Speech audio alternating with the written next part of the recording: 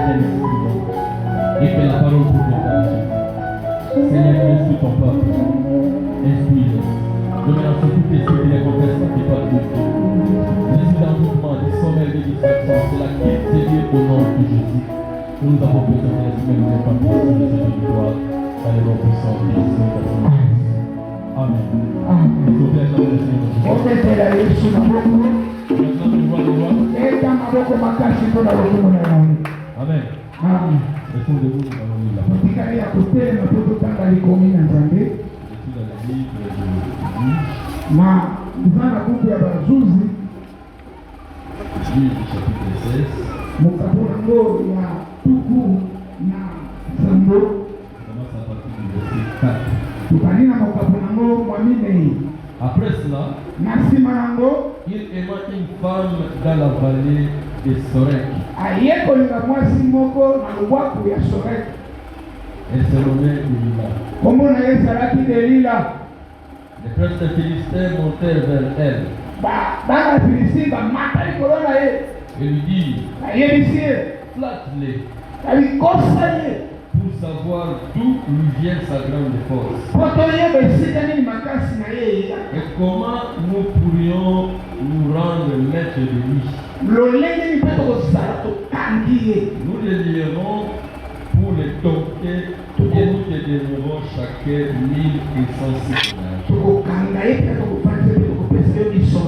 Il a dit à Samson, dis-moi, je te prie, d'où vient ta grande force? Pourquoi il faudrait te lier pour te donner? Samson lui dit, si on est lié avec 7 cordes fraîches qui ne fissent pas encore sèches, je deviendrai ferme et je serai comme un autre corps.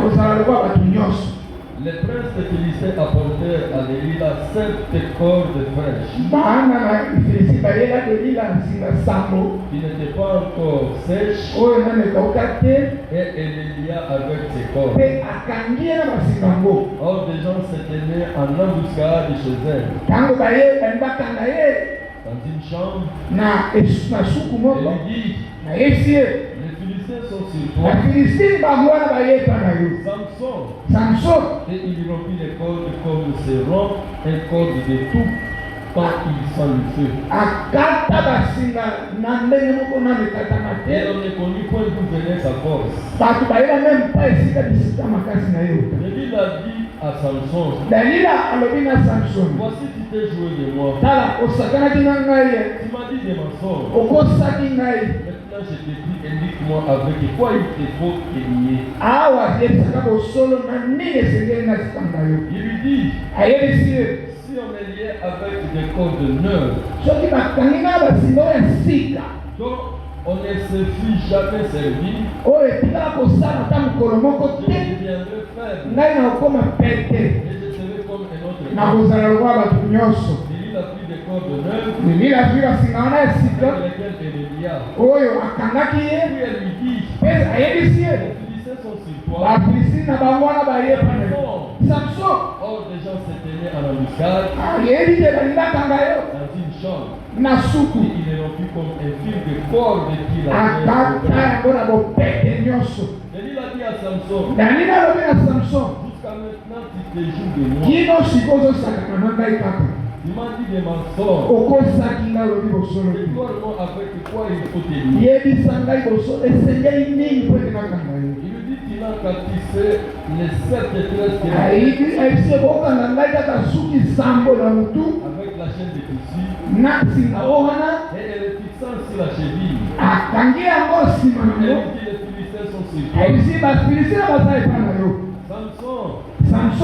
Et il se réveilla de ses oreilles et il arracha la cheville de tissu. Elle lui dit, comment peux-tu dire je t'aime puisque ton cœur n'est pas avec moi? 3 fois que tu t'es joué de moi. Tu ne m'as pas déclaré d'où vient ta grande force. Elle était chaque à le tourmenter lokola bandeko tungisa ye mikolo nyonso et à l'importuner akiepena panzi na mbanzi par des instances. mikolo nyonso Son âme se patienta à la mort. atako molimo na ye ekoma ntina liwa Il ouvrit tout son cœur. afongoli siko motema na ye Il mobimba lui dit, le rasoir n'a point passé sur ma tête. ayebi gilete etikala koleka na motu na nga Parce que je suis tango consacré à Dieu. ngai nabulisama epa na nzambe Elle dépend de ma mère. na bandaki komwa mama na Si ngai j'étais rasé, soki kaka bakati nga so ma force m'abandonnait. makasi na ngai kosila Je deviendrais faible et je serais nakokoma petelo kwa bato nyonso Il voyait qu'il avait ouvert tout son cœur. elingi atali te bafongolenge motema En voyant appeler le prince de l'Église. abenge babasekisini Et na elle lui dit, montez cette fois. alisi bakomata sikoyo Car il m'a ouvert tout son cœur. pamba te afongolenga motema na ye Et le mobimba prince de Philistins montait vers bana elle. na bafilistin bamati Il apportait l'argent dans leurs mains. baye na bisolo na maboko na Il bango a remis sur le genou. baye bateko na Et maboko s'est appelé un homme. babengi ye Et les rasa les sept tresses de la tête de Samson. akati basuki sango ya samson Et commença ainsi à le dompter. mbala moko abandi kokundi Il perdit sa force. abongisa mbala moko On peut acclamer la parole de Dieu. okobetela eloba na nzambe maboko Nous pouvons nous asseoir. pamba esika ezwami yo Saluons les uns les autres. esanganinga oyo aza pembeni na yo mbote Dans l'amour du Christ. na bolingo na nkolo Amen. amen Alléluia. Amen. Saluez celui qui est votre. pesa moninga na mbote nakoseka pambola ye Ça ne coûte rien. esali eloko te soki C'est epesi pour ça que ce soir, ce matin, tomonani te na il y a beaucoup qui se sont endormis de ce soir. eya na bato ebele balalaki mpe balamuki te Mais le Seigneur a permis que nous puissions le voir encore. na ngai Est-ce que vous pouvez toyeba acclamer ce Dieu qui nous okobeta maboko mpo na nkolo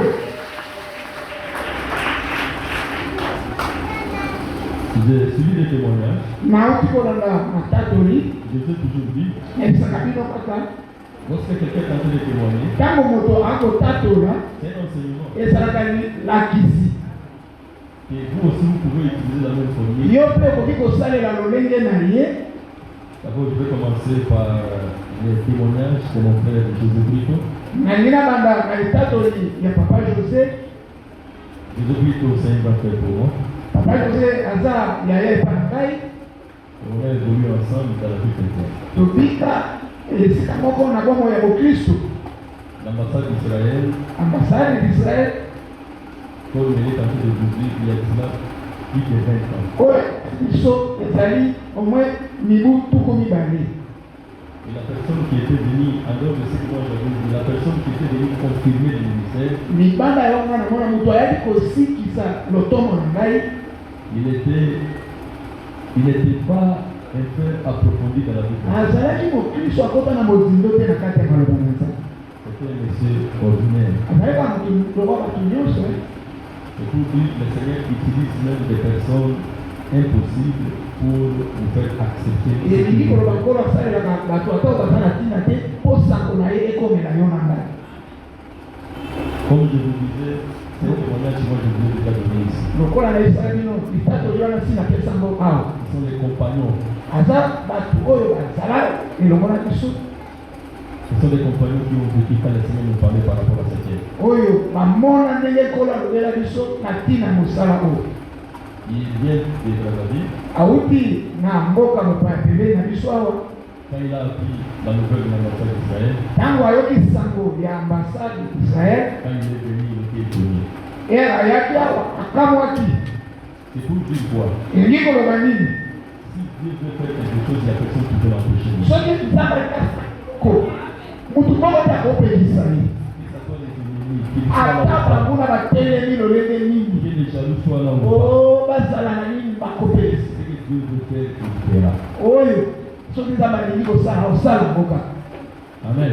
amen Voilà pourquoi dans ce travail, je n'ai pas donné beaucoup d'énergie jusqu'à me donner, je ne sais comment. tala ntina na mosala mapesa pena makasi makino na soka te ete Quand on a commencé le ministère, ntango tobandi lotomo oyo parce que c'est nous qui avons la tête de Dieu. pamba te biso nde towalaka na nyongo ya nzambe On devait s'acquitter. esenge tofuta ngo Et quand nous sommes venus, c'est comme si le Seigneur nous attendait. ntango toye nzambe apena ezela kozela biso Amen. Amen. Et ça n'a pas tardé. Et où met la pété? L'ambassade d'aujourd'hui a une adresse physique. Ambassade comme une adresse dans le pas comme locataire, mais comme. Et ça, le Amen. Amen. Je suis bien encore le témoignage de la sœur. L'ambassadrice. Ambassadrice qui a solo. Alléluia. Amen. Il y a ceux qui font la politique qui comprennent réellement. Et alors,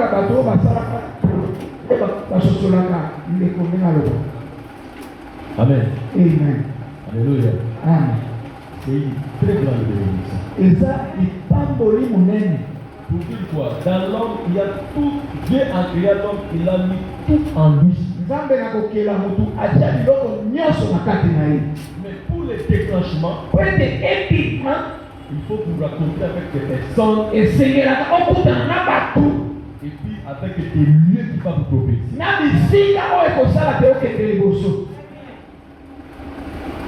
Est-ce qu'il y a quelqu'un qui ne comprend pas? Alléluia. Tu peux avoir ton téléphone. Pour qu'on utilise ça, il faut avoir un endroit où on va commencer à marcher. S'il n'y a pas le courant, le congélateur n'a pas de sens.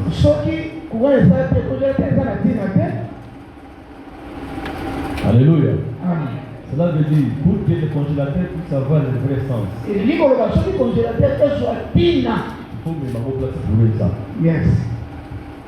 Mais c'est mieux que les places sont dans la base.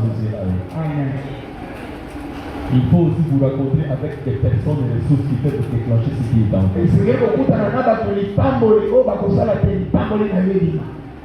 Alléluia. Amen. Alléluia. Amen. Beaucoup de gens ne savent pas comment la faire Emmanuel est venue. C'est sa maman qui l'a amené.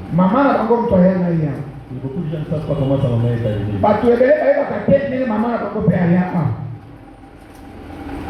La maman est arrivée ici. C'est parce que l'église faisait beaucoup de bruit.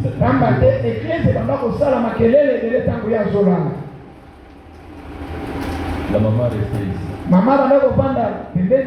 L'église faisait beaucoup de bruit.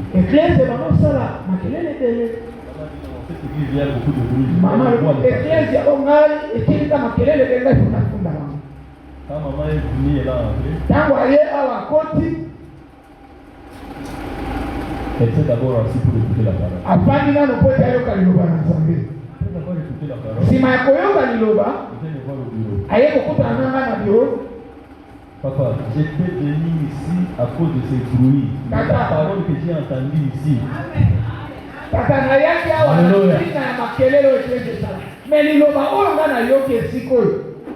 Alors il faut plus faire. Elle dit papa, n'a pas pour notre tomboka. Mais il le bon na yoki avant. Papa pour continuer de faire la bande. D'ailleurs, nous que nous sommes pas dans la bande.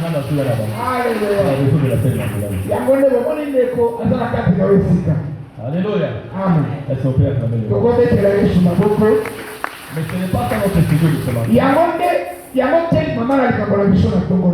Nous venons tout à l'heure de faire la lecture. Dans le livre de Juges. Il y avait un homme appelé Samson. Cet homme était très fort. Mais qu'est-ce qui s'est passé? Elle voulait maintenant prendre en mariage une femme. Elle voulait prendre en mariage une femme. Et c'était Dalila. Et Dalila en arriva. Alléluia. Quand les Philistins ont appris que l'homme fort a pris l'une de nos sœurs, ils sont allés se comploter avec la. Cet homme-là nous a beaucoup souffert. Très fort. Comment nous devons faire pour l'anéantir?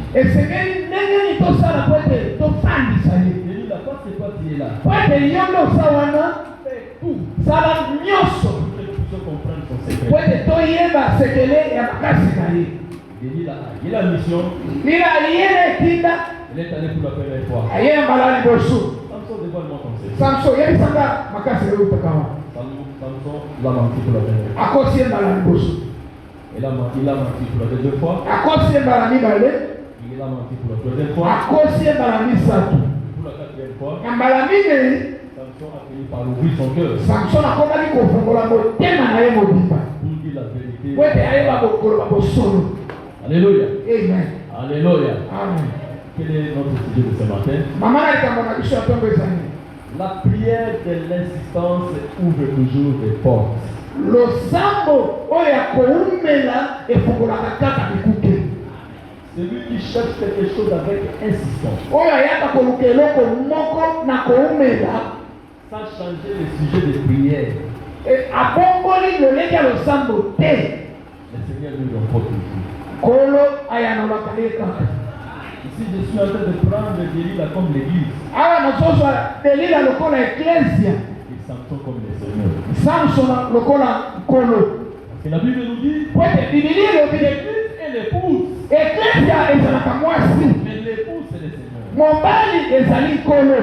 J'aimerais te dire ce Na matin, lingi nalobela eloko moko na ntongo. vous avez besoin d'avoir quelque chose. Soki oza na posa ya kozwa eloko moko Il faut rester constant, telema wana déterminé, osikisami ne change pas de sujet, kobongola losambo te reste là, tikala wana demande avec insistance, senga na koumela le Seigneur va ouvrir les portes. kolo akofongolela yo ekuke. J'aimerais te dire ceci. nalingi nayebisa boye Delilah qui n'avait pas le Saint-Esprit, delila oyo azalaki na molimo te mais il avait appliqué la formule d'insistance. me asalela lolenge ya koumela La formule il faut insister. afandaki wana na koumela azosenga. Écoute maintenant. yoka sikoyo Les gens qui nous entourent, bao baza nzinga na biso nous devons savoir aussi pourquoi ils nous entourent. tosengeli koyeba mpona nini baye pembeni na biso Ça c'est très important. yango eza motuya makasi Même dans les choix des mariages, atako na nzela ya libala dans les choix des amis, na baninga pourquoi je suis avec toi? mpona nini naza elongo na yo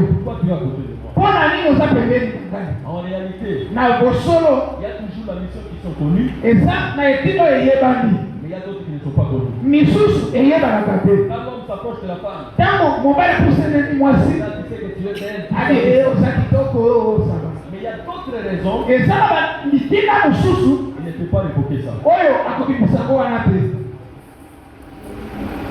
Alléluia. Amen. Alléluia. Amen. Alléluia. Amen. Même du côté de la femme, atako na ngambo ya mwasi quand la femme accepte un homme, ntango mwasi andimi mobali il a des raisons visibles, aza na bao ezomonana il a aussi des raisons invisibles. bao mpe ezomonana te esali Est-ce que je parle à quelqu'un? ese naolobela motu moko. Alléluia. Amen. Il y a d'autres raisons, on ne révèle pas ça. makambo mosusu oyo ebimi wana te. Souvent on dit seulement je t'aime parce que tu es belle. alobi kaka nalingi po ete amoni oza kitoko Mais les deux raisons sont cachées. me ya motuya ebombami na kati.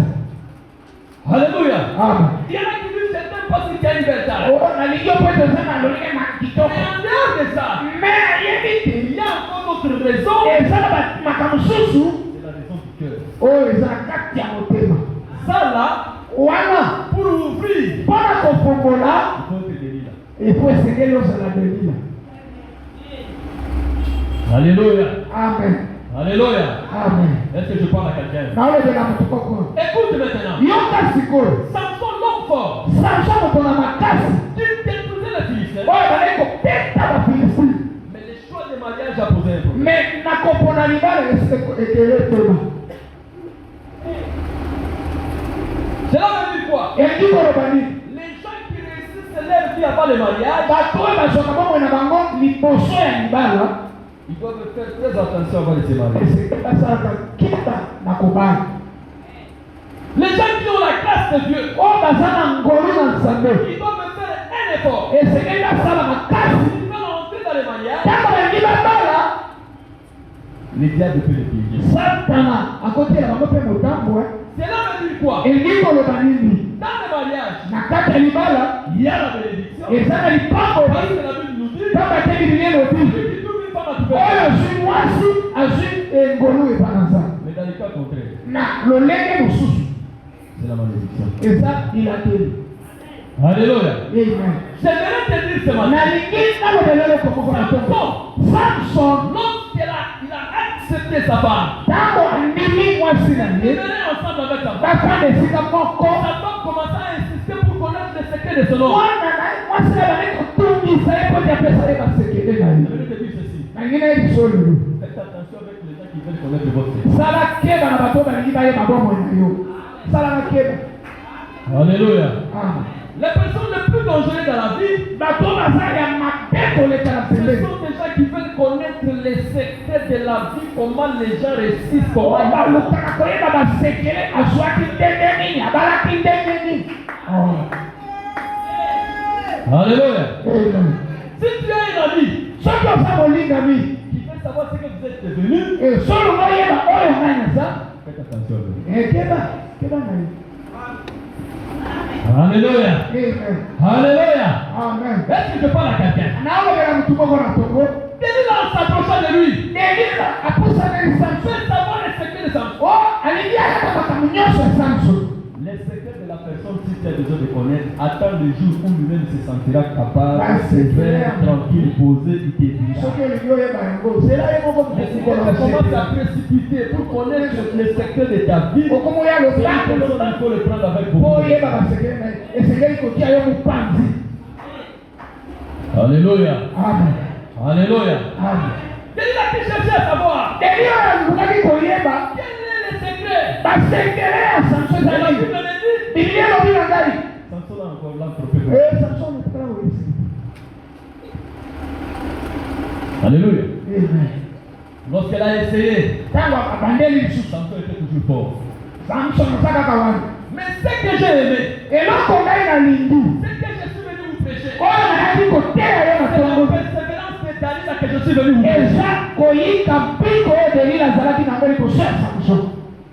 Je dis ce matin, je suis venu vous prêcher la persévérance de Dalila. Oyo nakoteya yo na tongo na lelo eza koyika mpiko ya Delila. Malgré avoir menti pour la première fois, Atako bakosi ye na mbala elle liboso, n'a pas baissé les bras. ye akitisa maboko, Elle a continué. aye lisusu, On l'a trompé. akosi ye, Elle n'a pas baissé les bras. akiti Elle a maboko, continué. akiye On lisusu, l'a trompé. akosi Elle ye, n'a pas baissé les bras. akitisi Elle a maboko, continué. aye lisusu, Jusqu'à ce que kino Samson a ouvert les cœurs. Samson afongola motema, nangi nayebisa yo, Quand Dieu a fait ce qu'elle s'est poussé les yo oza nakosa nkolo oyano na yo, mais encore il n'y a pas la persévérance. koyika mpiko eza te epa na yo. Alléluia. Amen. Alléluia. Amen. Encore il n'y a pas la persévérance. Epai na yo koyika mpiko Je eza ne te. sais pas ce que vous demandez. Nayebi te nini Je ne ozosenda, sais pas ce que vous avez besoin. nayebi te oza nango bosenga, Ce matin, me na ntongo na je lelo vais te dire, nangi nayebisa yo, Delila Delila était là tranquille. ye afanda kimia Parce que si elle a toujours posé. nazaka wana Moi, je ne sais pas alitete quoi dans le petit façon là. ebi. Alléluia. Amen.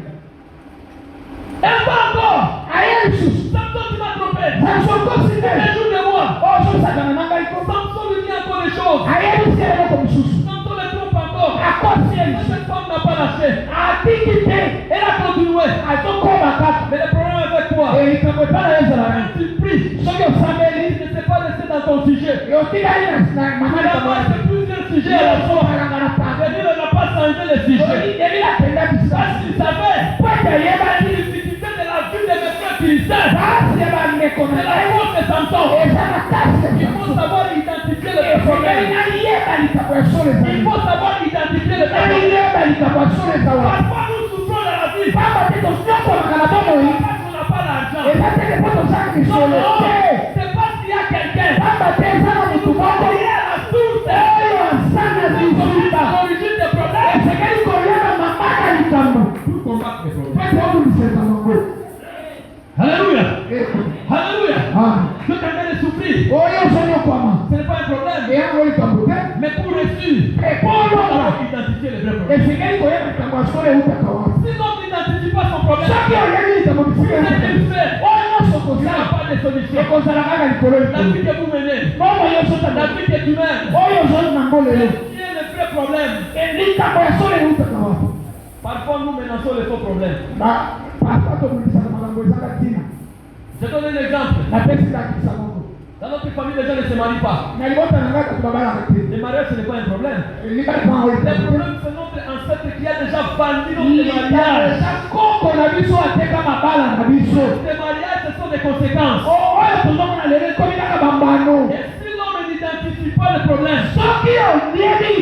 Il n'y a pas de solution à son problème. Delilah a compris.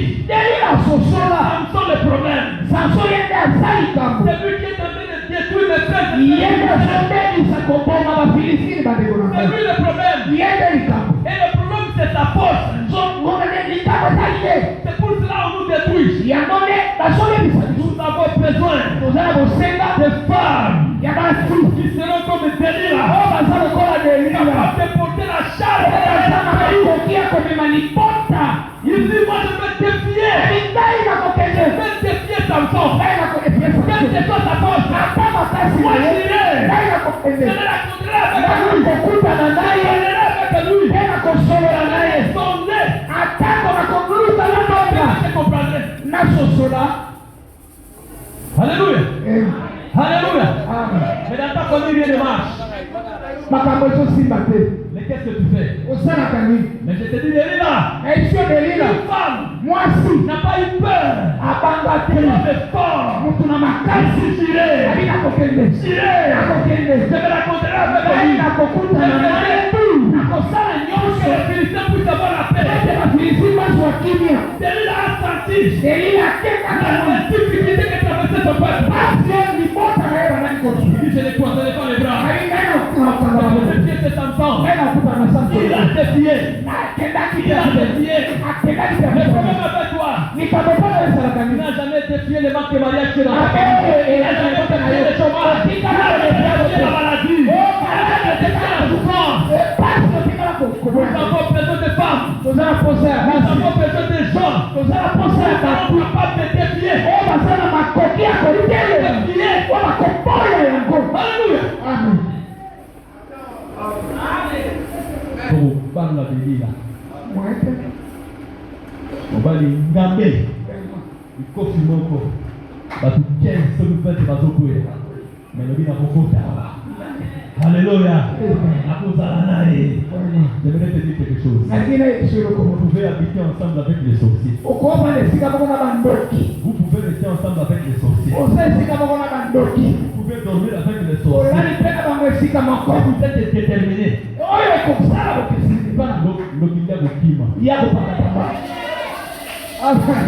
Alléluia.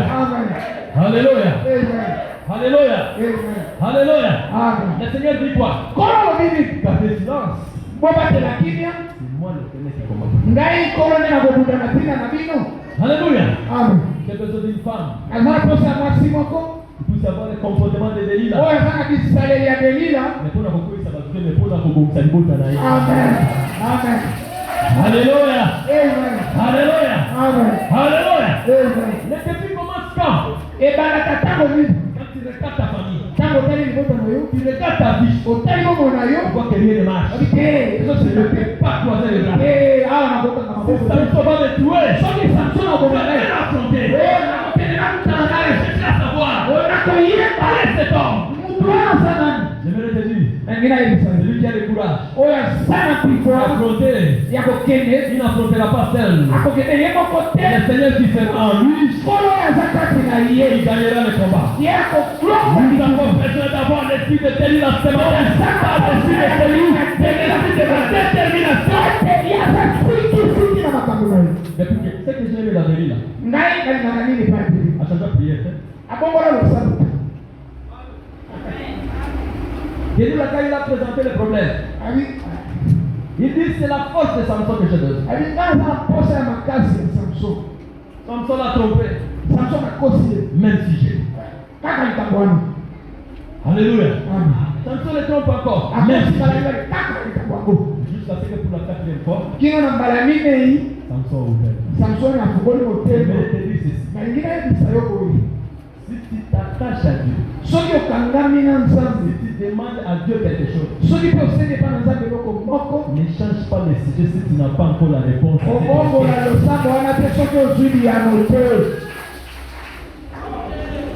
La Bible dit, vous ne recevez pas parce que vous demandez mal. Demandez mal, veut dire quoi? Oseli panatongo, na wewe oseli mateka, na poko oseli sapatu, na poko oseli elamba, mateka na mbuto oseli, poko batalisenga senga. On comprend le matin? Alléluia. Amen. Papa sombela na sapato omoni elamba na sepelaki nango toza na fete na biso ya le 8 mars omoni kuna na ekole basenga nga boye yo moko présente 8 problème. Alléluia. Alléluia. Alléluia. Surtout les femmes sont spécialistes dans ça. Soki na no zu eloko senga ki boso te kosenga li balete. Si tu as un nom de Bosso. Oh, comprends, Alléluia. Alléluia. Et donc, on sait que Bosso sont dans nos yeux qu'on va faire vraiment. Comment est-ce qu'on traite les dossiers? Si un enfant de Dieu donne sa requête à Dieu, j'ai besoin de quelque chose. Vous introduisez le dossier. Il faut attendre la réponse. C'est là et il y a nous. Si tu n'as pas encore la réponse, n'introduis pas les deuxièmes personnes.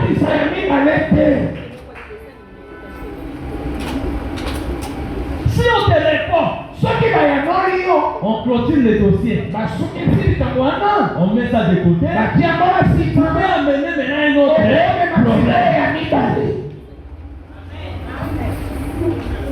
Moi, ça veut dire que mon père a dit que mon père a dit que mon mèche.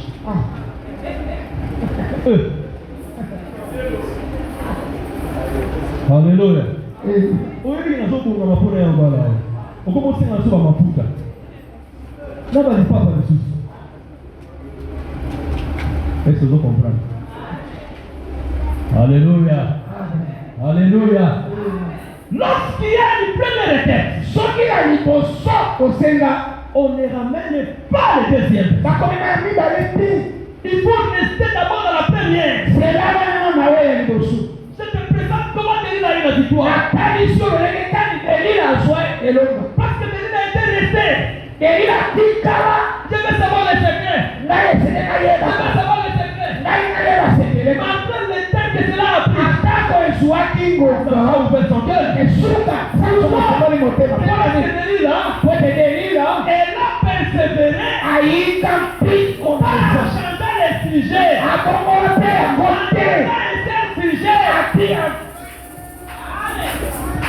Ça passe au delà de l'iPhone. iPhone a mérité au lieu de la téléphone aussi. Alléluia. Alléluia. Alléluia. Même nous devant le Seigneur. Il ne faut pas avoir plusieurs requêtes à la fois.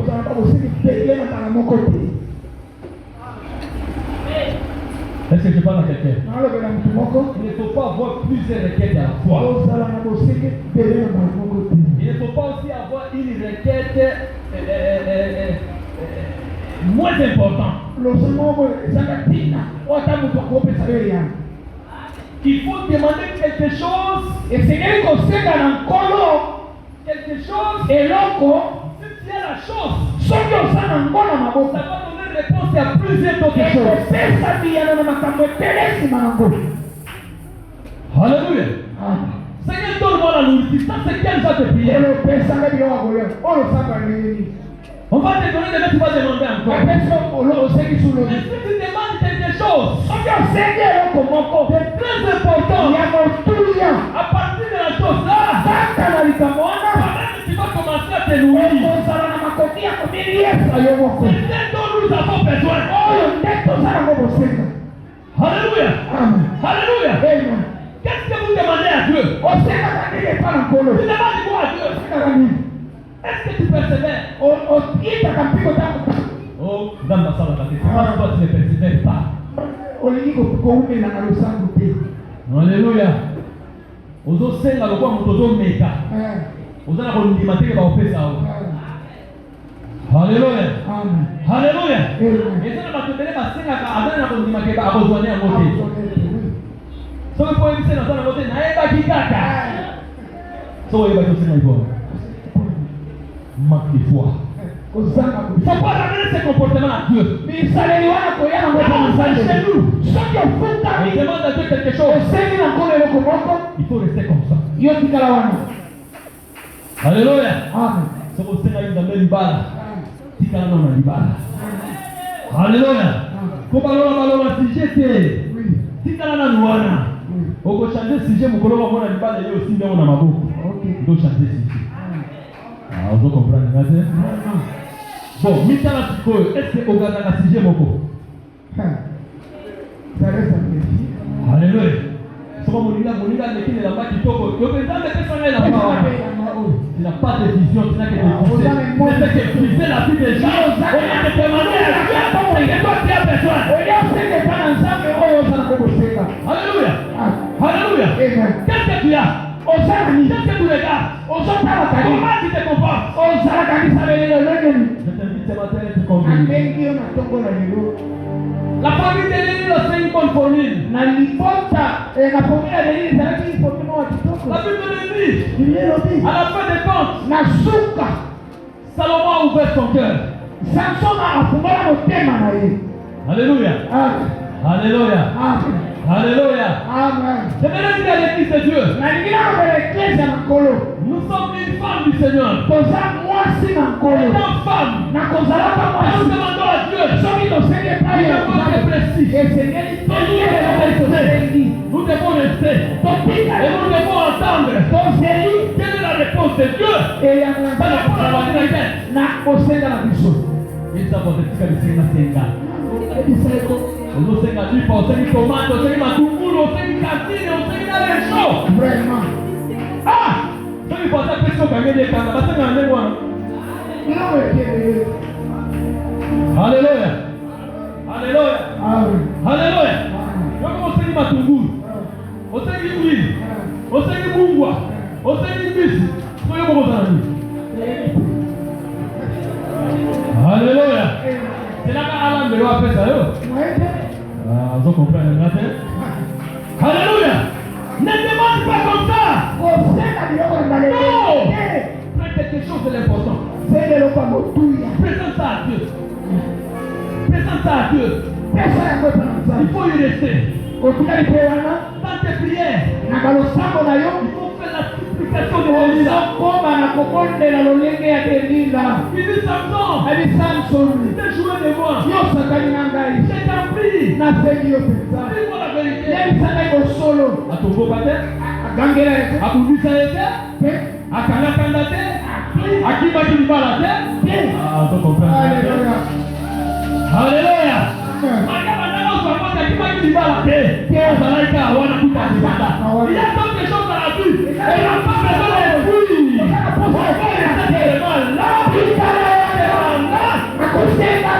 solution à notre problème. Alléluia. Alléluia. Nous qui nous parlons pour appeler sur l'autre côté. Il dit la qui m'a dit que le corps sur la famille a dit sortir la quête en gaï. Alléluia. Alléluia. Alléluia. Le corps n'a pas de sabat de précipiter. La quête en gaï va le tout. Basi mbele kwa mbali bala fungu bala somo la kile mbali. Vraiment. Fungu bala somo la kile sapata mbele bala. Deli la dans cette esprit na lekio maini. Vous comprenez la idée. Deli la yeba kata ba pesi ngate melobi ba kopesa. Nous avons besoin des enfants de Dieu. Mais pas aujourd'hui.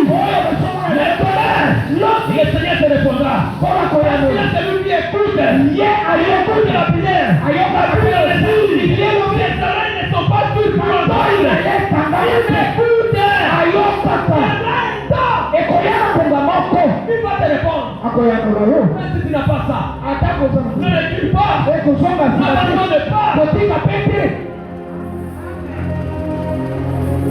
Le roi n'a dit à monter. La famille n'avait pas la biseau. Alléluia. Alléluia.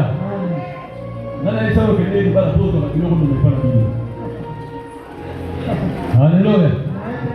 Alléluia. Mon père est malade. Il n'a rien donné. Il est là, il est là.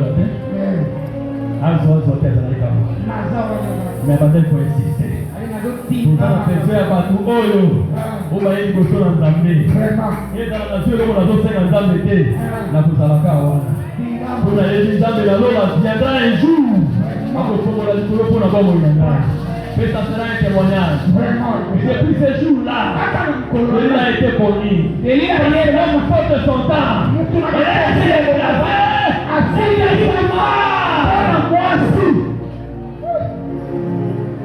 Alléluia. Délila yebanaki mokili mobimba. Pour Samson yebanaki. Oui. Mais quand on devient mon toit yebani, c'est que le père yebani. Ata bande mo zote azali kama. Sigo yo. Vous avez la liba. Vous avez la liba. So va faire si ok. Bitumba.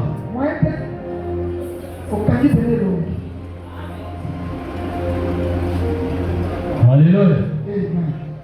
Alléluia. Papa, mais c'est pourquoi tu es venu chanter? Qu'est-ce qu'il y a? Alléluia. Quand on ne te donne pas, sois qui va escalier l'autre. Quand on ne te donne pas, il faut te conduire là. Sois tranquille. Parle seulement. Ne la parle pas à 12 heures. Attends, personne n'a fait avoir ça. Mais c'est autre chose. Et quand vous demandez, peut-être on n'est pas encore prêt.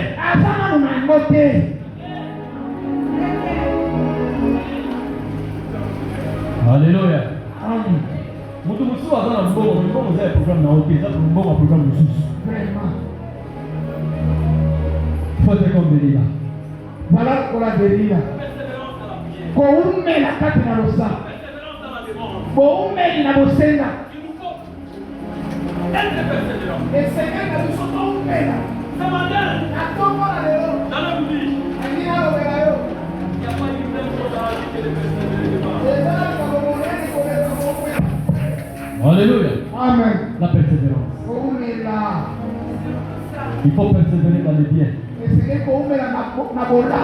Mais souvent les hommes persévèrent dans les mal.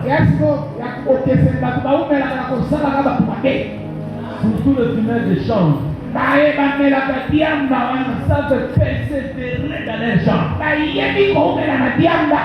Si cette foi-là, si cette persévérance-là, par rapport aux chambres, on voulait le faire à Dieu. Il sera transformé.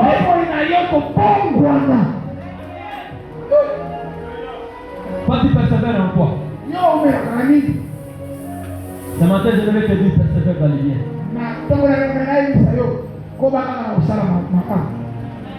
Je te dis persévère dans les biens. Même la mission.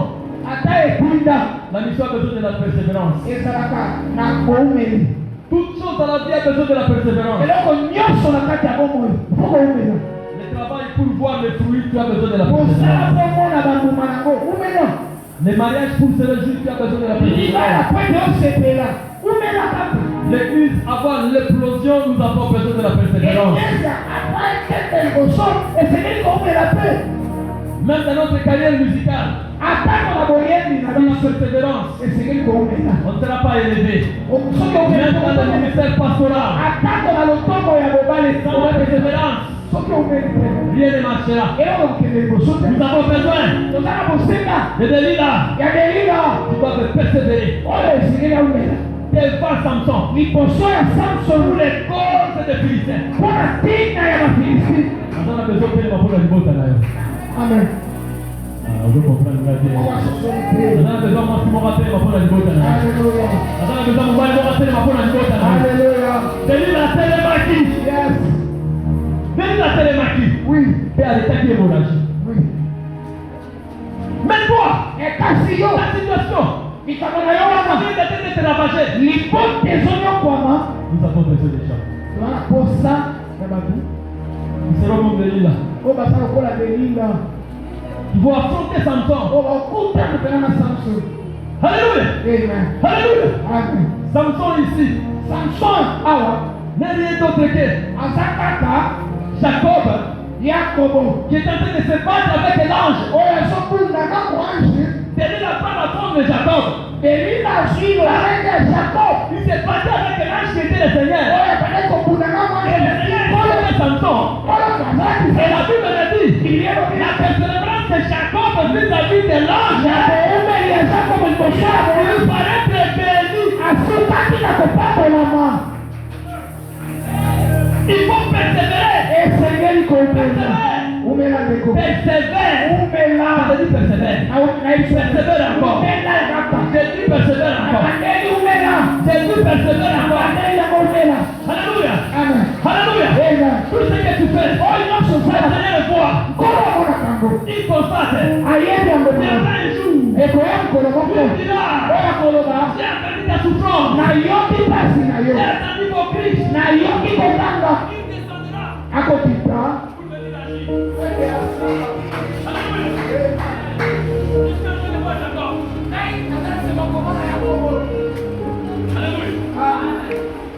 Alléluia. Jacob aussi a mené ce combat. Jacob a mené ce combat. Car l'ange de l'Éternel est capable. On l'a même cassé. Mais Jacob n'a pas lâché. Mais quand on est dans ce Seigneur, la mort peut être comme au Kenya. On doit se faire coup. Manière que nous sommes là, là nous devons faire la zone du matin, nous avons besoin de nous. Quelle est ta façon de demander à Dieu? Comment tu te présentes? Alléluia. Comment tu demandes à Dieu? Et comment tu te présentes devant ce Dieu-là? Il y en a qui se présentent avec beaucoup d'orgueil.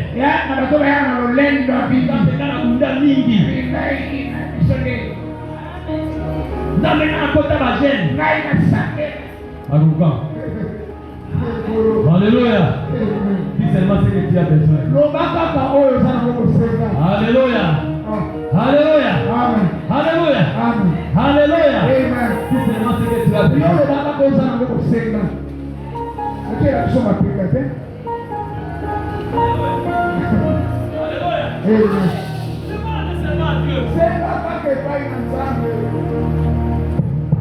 Et le Seigneur te donnera. Vous en avez besoin. Il y a bateau à côté des mains. Pas qu'on vous la vie de la main. Vous en avez besoin à bateau. Oh, à côté des mains. Pas qu'on vous les fesses à la main. Vous en avez besoin à bateau. Oh, à côté des mains. Pas qu'on vous la boca à la main. Vous en avez besoin. À côté des mains. Pas qu'on vous la libagne à la main. Vous en avez besoin à bateau. Oh, à côté des mains. Pas qu'on vous la balle à la main. Jusqu'à maintenant, au côté des mains. Vraiment. Votre comme de Mila. J'ai aimé la foi et la détermination de cette femme.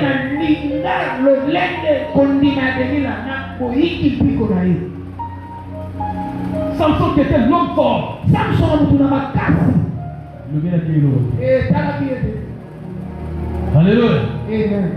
Si je regarde la souffrance de mon peuple, le Philistins, je n'ai pas le droit d'avoir peur de cet homme. Je vais te dire quelque chose.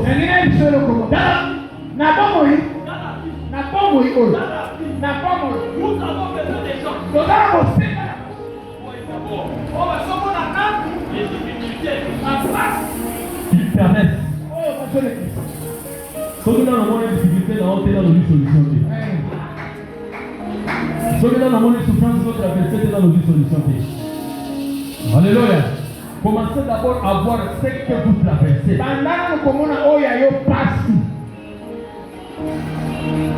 Est-ce que je parle à quelqu'un? Alléluia. Alléluia. Alléluia. Nous avons besoin ce matin des femmes déterminantes.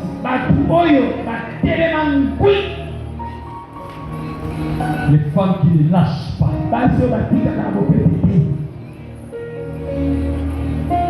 Pour qui m'a gagné la tête pour apprécier mon côté. Attends, pas c'est ça. Vous comprenez l'idée. Alléluia. Attends, pas la sauver les mains. Il a pas 8 mois c'était.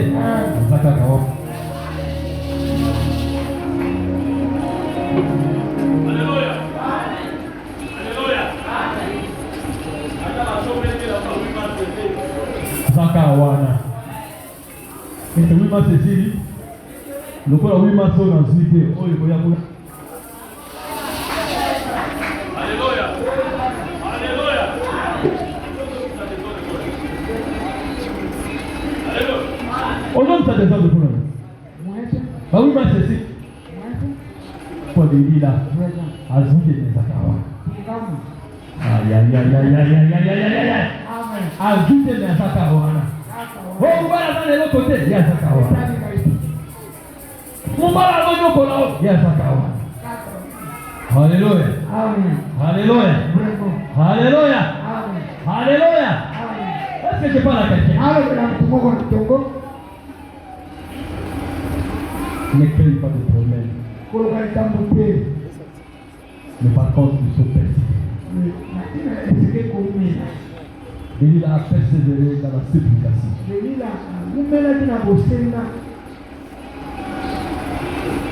Moi, ça m'a dit que ma casse mon coup. On dirait qu'il doit. Il fait ça, on va très clair. La casse ma casse, on dit que la personne pour l'anéantir. Alléluia. Alléluia. Alléluia. C'est le seul qui peut y aller parce que c'est un qui va venir.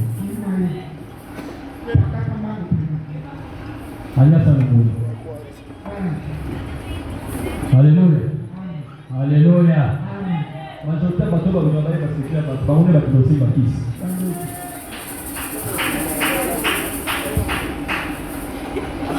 Amen. Alléluia. Ne cherchez pas à savoir comment il peut l'homme. Parce que parfois, Moutou, il mon bonnet à Pambola et à Eva, oh, vous comprenez? Si tu demandes comment je suis arrivé comme ça, je ne saurais pas t'expliquer. Mais on va voir parce que la voiture est dans les caches. Si il faut le film de là, on va faire au comment nous le voir. Et lui, les armes à Kamoussé, on a la physiquement, on a la tête. Alléluia. Alléluia. Parce qu'on a une intervention qui dit dans la carte à Moutou. Oui. Oh, dans la lecture, on peut aller par le micro dans la section. Mais par contre, je vais aller par la section. Mais la bonne fixée mon Dieu. Mais je comprends là. Par les seigneurs, je vais aller par la instrument mon corps. Sauf qu'ils fixent d'aller pour aller par l'instrument, mais par contre, je vais aller fixer. C'est ce qui est terrible. Il y a d'autres facteurs qui interviennent. Et ça va m'en et Yakawana. Après, il faut un instrument. Oui. Alléluia. Amen. Alléluia. Amen. Même les moutons à Pambola, il y a un atteindre les comédies. Même dans la pour expliquer. Alléluia. La scène Emmanuel a dit tout à l'heure, je vais donner son témoignage. La scène Emmanuel a autorisé sa ambassadrice. Et une surprise. Bateau va faire une sélection, va faire ma caméra. Il y a mon gars à Kourou. Donc, ma caméra est salée machine à Sikolo. Conseil mon côté à qui? Parce que décision va dire pas mon tout son golo. Voilà tant mon ayo dans la poutre. Vous voyez va le côté.